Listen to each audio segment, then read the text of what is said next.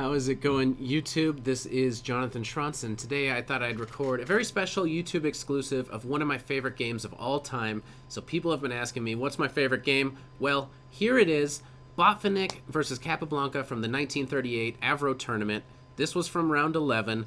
Unfortunately, during the second half of this tournament, Capablanca suffered a lot of health issues. He had a stroke, he had high blood pressure, and I think a lot of people were trying to tell him that he should probably stop, but he's a crazy beast. He kept going, he kept playing the game, and he produced this very amazing classical encounter.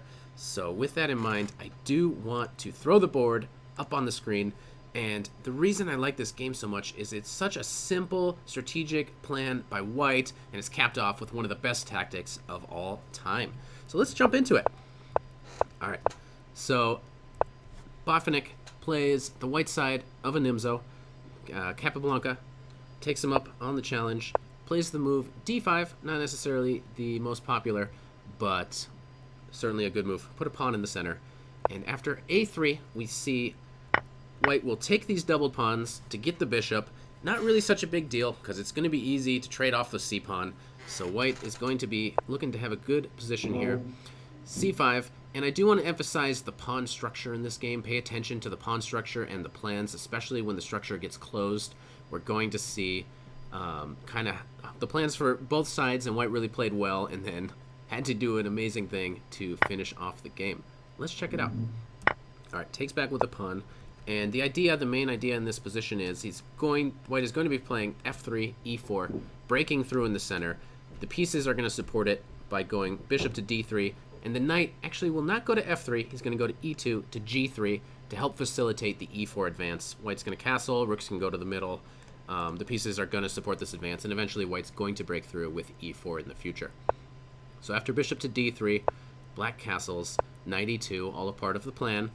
And after the move b6, Black simply intends bishop to a6, trading off that powerful light-squared bishop.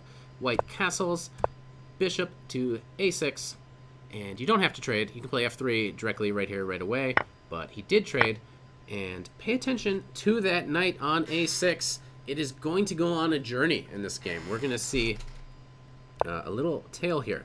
Bishop b2, not necessarily the best move.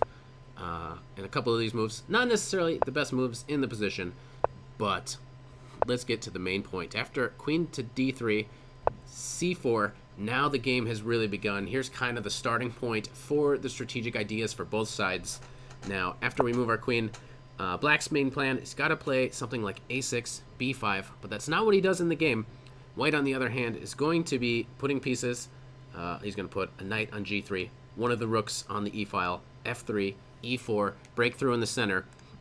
But Black decides to do something a little bit different, a little bit greedy. He finds a way to isolate this pawn. This rook is swinging over to the middle. So Black's big idea is actually to spend quite a lot of tempi to isolate the pawn, take it with the queen, and he's going to get punished for it.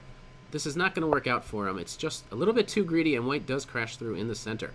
Knight to b8. The rook does come to the e-file directly. Knight c6. Knight g3. Look at that knight go. That's a lot of knight moves. So here it comes. f3. By the time you land on b3, I'm playing e4. I'm crashing through in the middle. But Black says, oh, I got your pawn. So Black took his time. He went out of his way. He took that pawn. He's up a pawn. Good for him. Is White going to crash through? How are you going to do it? e5. That's a good start. Knight has to hop away.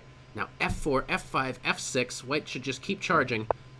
Queen f2 played first. He's just going to get his queen over on that side of the board, and then he's going to play f4, f5, g6 to keep the knight out of f5 and h5, these sort of jumps. f4, here comes White. He's going to play f5, so Black really needs to take some sort of measure to stop it. Black plays f5 himself, and I think a lot of players would look at this and they'd say, that pawn on e5, that's great, that's a passer. I'm going to keep it there, long-term advantage. But if you leave it there, it's actually going to be pretty easy for Black to blockade. So that's not what happened in the game. He took, look how many defenders are around the Black king. Opening it up is definitely the right choice. Knight takes back, and of course, f5 played. So White is breaking through here. Black decides, I am up a pawn. I just need to defend here. I will trade. You take back. Let's trade again. And White says, if you want to trade, you're going to have to do it on e6. Give me a big pawn on e6. Black takes up the challenge. Knight is attacked, king up, and now white maybe already started to sense that he has a little tactic coming up soon.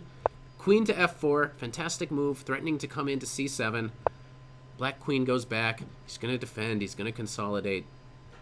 And now, queen e5, pinning the knight and setting up a very devious little cunning trap. If queen to e7, which was played in the game, white now has an amazing tactic. So if you've never seen this game before, please pause your video, take the time to see it, and we'll see if you can come up with what white found in the game. This is one of the best tactics of all time, so if you've never seen it, take your time, try to find it out. And if you have seen it, pat yourself on the back, because the answer is bishop a3, double exclam, attacks the queen, distraction. The queen goes and gets it. What have you done? What'd you do? You gave up a bishop? What was the point? You can pause again if you do want to see what white was up to. Knight h5, giving another piece. You take it, but now the queen wiggles in. Queen g5, and queen takes f6. King is on the run. Push the pawn. But hey, wait a minute.